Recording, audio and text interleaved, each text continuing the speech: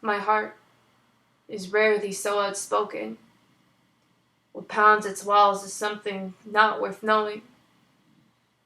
I never hoped, but I'm still hoping, that you'll rob me of my fears and yearning.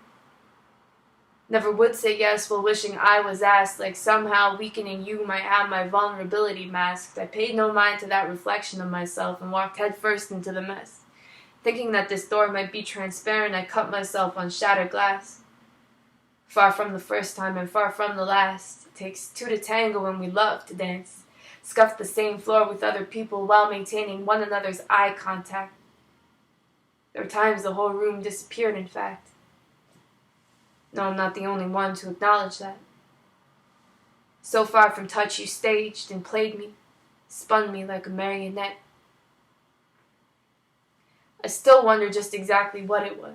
Affinity or some lost cause, potent sources, both of us, heartbreakers, no respect for laws imposed on people just because. Sapiosexual stimulation aroused by mental masturbation. We heard our voices echoed back to us by the faintest recognition and fell in love with the inflection. No, we barricade our valuables, but show off our prized possessions, enticing criminals for break-ins, and on the rare occasion I reopen this closed case and dust my heart for your fingerprints, despite how many cuts you burned on any given rampage of indifference, but that's just between me and you.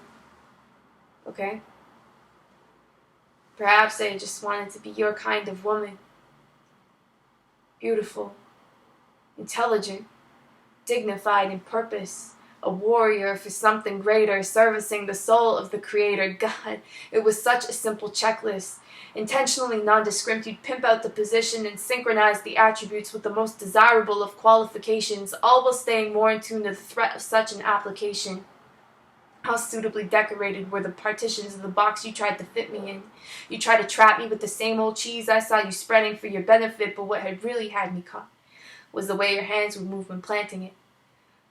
Sometimes I think this shared acknowledgement might have been the only thing that had, if at all, made me different. Perhaps I was too moved by the challenge of the situation. It was and might routinely be so incredibly fascinating to me. To never find a love naive, even when their lifeboat is everything you don't believe in. To feel him wading through your soul, but when he's beside you think, why him? Hell, I even loved your narcissism, its renditions of my childhood prison, like I could recreate the circumstances and fix my broken heart again. But some stains are so indelible, and some rewinds so impossible, we stagnate where the pain aches and never move past the inevitable. Perhaps I just needed one moment of commitment. We never once committed to the moment. There was never any cause for celebration. There was never any future. There was never any present, so we would take because we needed it and charged it where the heart bank's sociopathic. Too treasured are the respective puzzles we both carry and will never fit, but in the bigger picture. Almost especially when you're on your worst behavior, I still love and see you. All of it.